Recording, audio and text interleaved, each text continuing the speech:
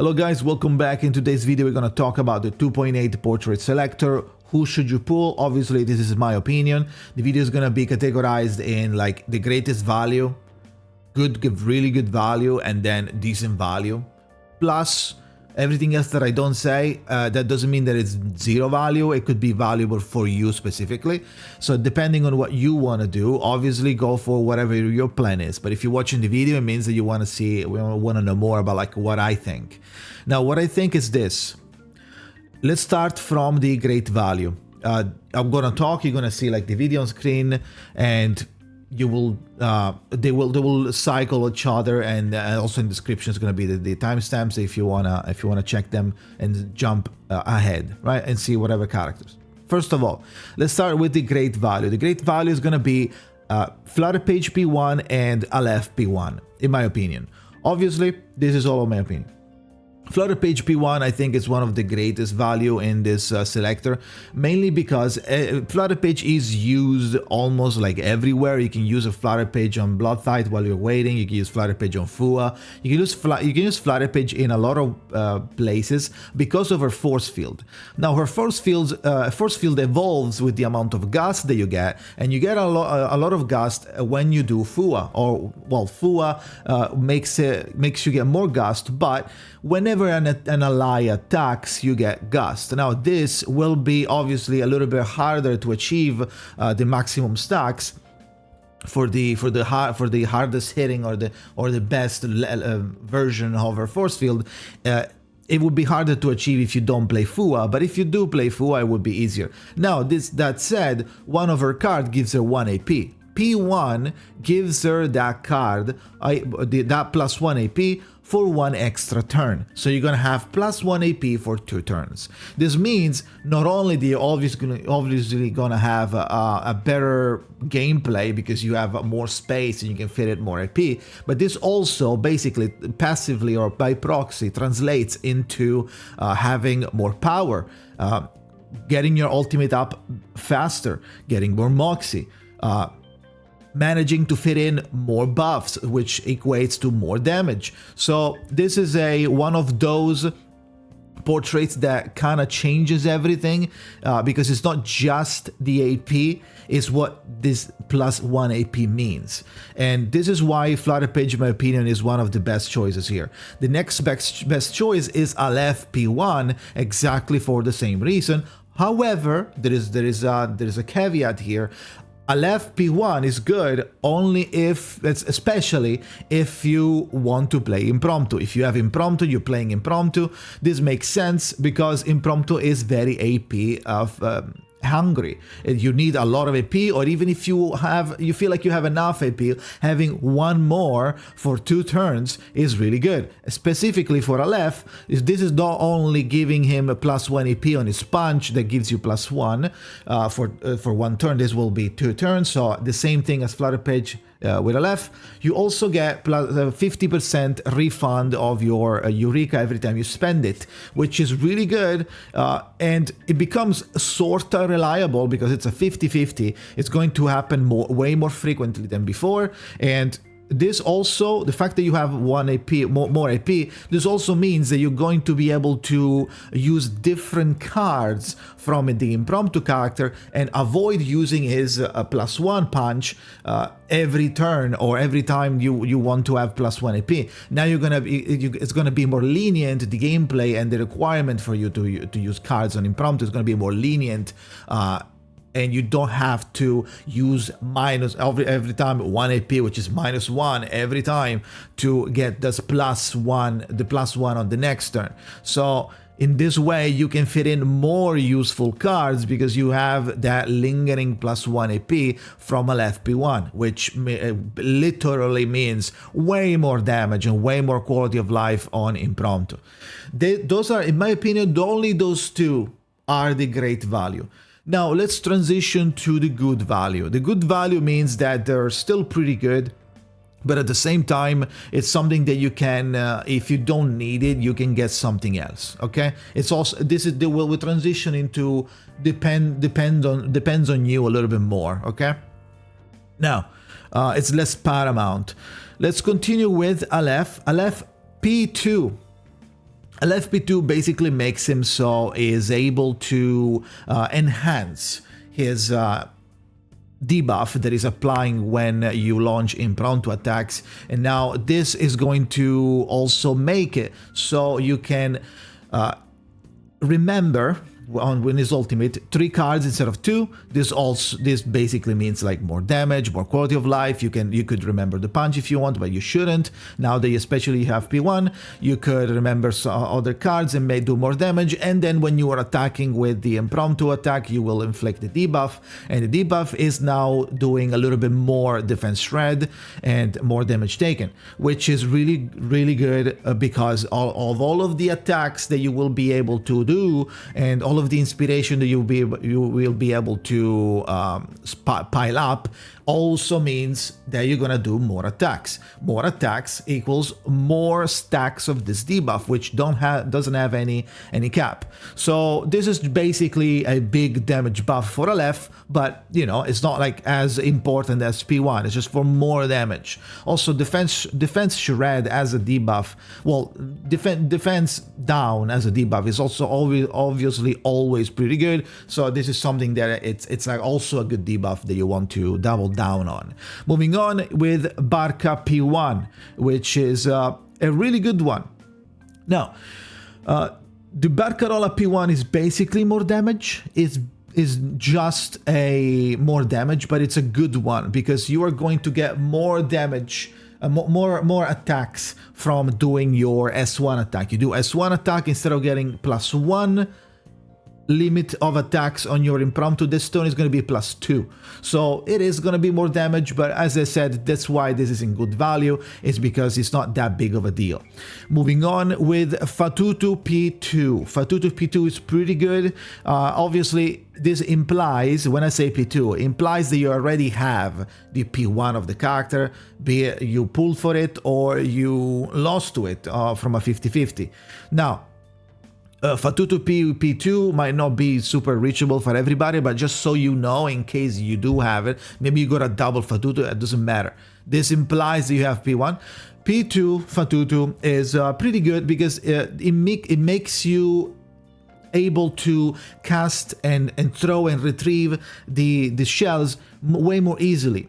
Now you only need 5 stack instead of 7 to trigger unmendable cracks, so it's going to be a little more flowy, a little more damage, a little more present in the scene, but it's obviously not that big of a deal, so you can it's good value, but it's not that big of a deal in my opinion. Moving on to Ulrich P1. So Ulrich is actually pretty good, and I should probably tell you what it does really briefly to understand the P1.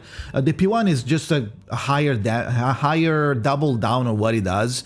It's higher damage or higher like quality of life. Basically, the way he works is that he has 2 channels, and then the way dynamo works is that you're going to feed dynamo into the this electric pulse that it's always going to be up and almost all the time, and it's going to level up 1 to 3 levels, and by feeding it and by leveling it up, you get more powerful and you get more bonuses from your dynamo characters.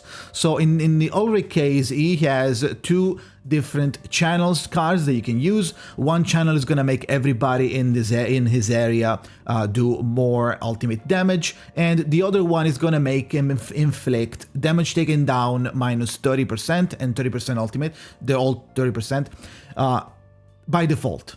Now, it increases with the amount of keys that he has. The amount of keys is determined by how big this electric field is and how powerful it is. If it's level 3, you're going to have a bunch of keys. They stack up to 10 stacks. Now, these keys are going to give extra numbers to the base numbers. 4% per key, so at 10% it's going to be 40%, which means that it's going to be basically 70% ultimate might on one of the channels, and if you decide to do the other channel, it's going to be minus 70 damage taken reduction on the enemy. Now the P1 for Ulrich just doubles down on these 2 channels, so making it making you reach at max stacks of everything 85 and 85. It's going to be 85 incantation, ultimate might, and 85 damage taken reduction. So for the enemy, so that's really good. That's why I put it here, because if you really want to double down and get some more value from Ulrich, you could pick up one copy from the selector. Now, moving on to Mercuria. Now, Mercuria has two levels, Mercuria P2 and Mercuria P5. Mercuria P2 is actually pretty decent if you have already like one P1 laying around. Mercuria P2 is basically a more powerful bonus that you get from your cosmic energy. That's literally it. So, if you want to get more powerful bonuses from cosmic energy, do that. And the bonuses are actually really strong. The changes is like plus 20% and plus 10% on her bonuses. Now, P5 is actually the kind of a big deal, so I want to mention it, and inside the good value. I don't think it's a great value, you should go for it. Obviously, if you have P4 laying around, maybe would be translatable to great value, but in my opinion, it's still good value, because how unrealistic this is to say, oh yeah, if you have P4 laying around, get one. Get P5. It's kind of unrealistic. That's why I put it here. Otherwise, if it was like something easy to get to P4, then I would maybe put it in great value. That said, Mercuria P5 is such a big deal because it makes it easier for you to reach the thresholds that you need to reach for cosmic energy to be at maximum power. So it's really important to get P5, because at that point, Mercuria doesn't just rely on all of these people that need to do these attacks so she can stack, and then she needs to buff multiple times, and the characters to do a lot of attacks to stack up to 16 stacks of cosmic energy. Now cosmic energy lasts for one more turn, which means such a sudden change changes everything, because now you have more time to get to 16. And even if you do get to 16 really fast, it's going to linger for more time, which is way more powerful than you think, which makes her a really powerful, really global buffer than before. Before, you were kind of reliant on like certain teams, certain teams and certain characters. And with P5, you can now unlock yourself the whole roster technically. So you can use Mercuria everywhere. That said, it's still an old character, so it might be fair to say that you might not be interested, or you don't really have P4 laying around, okay? That said, that was Mercuria P5 and P2. Moving on to Recoleta P1. We know that Recoleta and Aleph are new in this banner. It's only global. One thing over at CN. Let's go. So Recoleta P1 is actually pretty decent. That's why it's on good value. I think it's good. If you really like Recoleta and you're going for like, oh, Recoleta, I want to main Recoleta, I often use the ultimate team. In this case, it's probably a good idea if you're not interested in anything else, so you don't have the characters, or you already have P1 or whatever other choice, whatever other excuse or scenario you have, then you could pick up Recoleta P1. Basically, once you have you're doing your ultimate, your normal ultimate, if you have 10 stacks of both both narratives, then you will be gaining one preparation Recoleta. Now, if you have P1, it's going to give you 2 preparation Recoleta, which is the pre-card, the card that you can use and spawn an ultimate out of nowhere, that card. You're gonna get 2 of it instead of 1. Now, this is in good value and not in great or anywhere else, because it's not free. It's not given for you for free. You need to work on it. So it's not something that immediately gives you power. It's something that is gated behind you playing correctly or being able to quickly get to 10 stacks to get to both of the cards, right? So otherwise, you're only gonna get 1 instead of 2 because the cap increases, but the requirement of I3 is still the same. So you have to get 10-10 of both narratives to get the 2 cards. So that's why it's here. But it's actually pretty decent. It's quality of life / damage buff for Recoleta. Moving on into the last one of this category of the good value is Barcarola P2. Now, Barcarola P2 is basically a kind of a big ramping damage from I3. If you don't remember, I3 basically gives impromptu. Every time impromptu launches an attack, it's going to be buffed on crit rate and on its crit rate and crit damage. It's going to endlessly get buffed. Now this obviously gets more powerful the more attacks you do, which goes in conjunction with your whole team, if you have, whether or not you have a Aleph P1, etc. That's why Aleph P1 goes has precedence over as priority over Barcarola. Barcarola any P. Barcarola P2 is good. Barcarola P1 it was decent. Barcarola P2 I think it's better than P1, but it's still not better than Aleph P1 because Aleph P1 is better. Now her I3 is going to give you crit rate and crit damage, and P2 is going to double down and give you more stacks of more percentage of crit rate and crit damage per attack, which basically means more damage. It is going to scale and ramp even harder, which is really good. But, however, as I said, it's not the priority. It would be good if you have Barcarola P1. It would be good if you're doing impromptu, you like impromptu, you already have Aleph P1, then go for a Barcarola P2. Moving on to the okay value or like honorable mention or situational mention that I want to say. Now we start with Semmelweiss P2. Semmelweiss P2 is going to be more damage. If you want to, you can do that because of Semmel Euphoria. She's going to be very powerful on the 2.8. You're going to use her because of the Bloodthight. She's going to be almost a permanent member, I believe, for a very long time. I don't think anybody's going to remove Semmelweiss from the Bloodthight team, so you really want her to... If you want, you can make her double down on damage that she does. So that's a P2, that's really good. Then we have Melania P2. Now, Melania P2, I wasn't sure if I wanted to say it.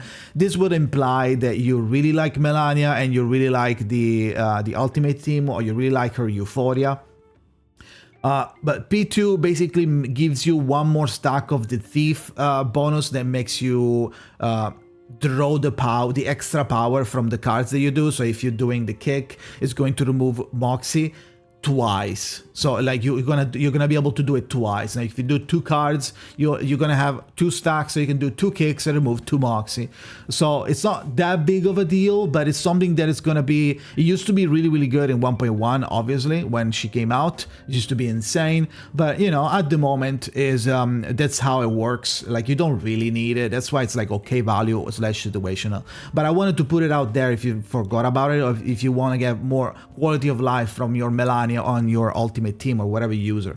The next one is going to be J.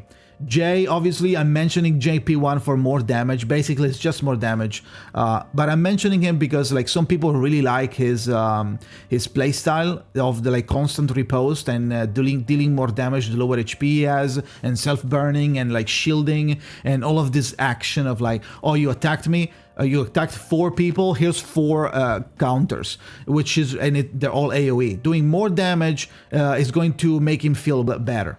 Now, but still, it's like okay value / situational. Now, the next one is gonna be Windsong. If you are one of the like 7 people that are left playing Windsong, even though she was like a monster back then, and now it's kind of being like a little bit replaced or matched with other teams, she's still really good. So if you really like her, you want to keep playing her, P1 should be a little bit of a damage up that you can get her with, so that's pretty good to mention, I guess, to know. The next one is going to be Vila P1 through P5 is basically every portrait that you might have on Vila. If you +1, it's going to be good value for her. So especially now that she got Euphoria and she now pretty good character, you can basically get all value from every portrait. It's gonna double down on her buffs that she has. That's literally it. And at P5 you get one more turn on Rusalka, which is kind of a big deal, but you know, it's kind of hard to assume that somebody has P4. Maybe you lost 4 50/50s to Vila, who knows. That, just so you know, any portrait is good, so that's worth mentioning because of the new euphoria. Then Vila is now actually really good. It's back to being really good. The last one that I want to mention is Tuesday P1. Tuesday P1 is bigger damage. Bigger damage, and Poison really wants more damage, especially Genesis, higher Genesis scaling, when her ultimate resolves and pops all of the poison. That's when this comes in. This P1 is gonna make the Genesis scale a little bit higher, and which basically implies you're gonna deal way more Genesis damage, which is always good. So this is pretty much it. I don't want to make it too long because it's already too long, so let me know what you think in the comments. What do you plan on pulling on this selector?